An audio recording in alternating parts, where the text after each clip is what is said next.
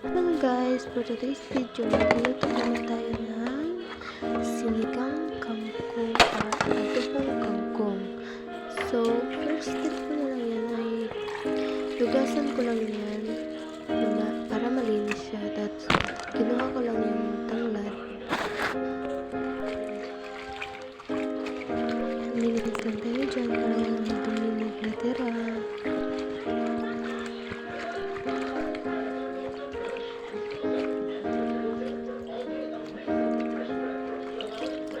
Tapos ayan, tapos na po tayo maglinis.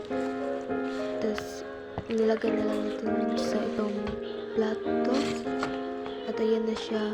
Tapos ko maglinis sa sobrang ganda, diba? Fresh na fresh. Tapos ko maglinis ng gulay. So pumunta po ako sa aking sinaing.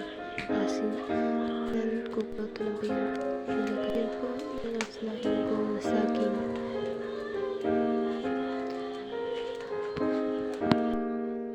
Ayan, natapos ko na po yung sinaing na saging. Init na akong tubig para sa aming gulay. Tapos noon, lumakad ako papunta sa aming kapitbahay. Init pa ng panahon. Sobra talaga.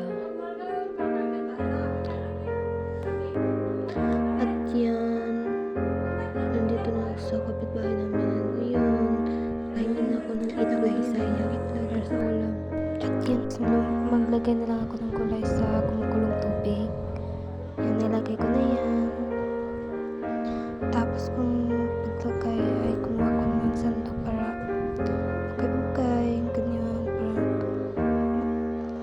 yun. Tapos naglagay ako ng itlog kasi yung hiningi ko sa masilin. At yun lang, babush!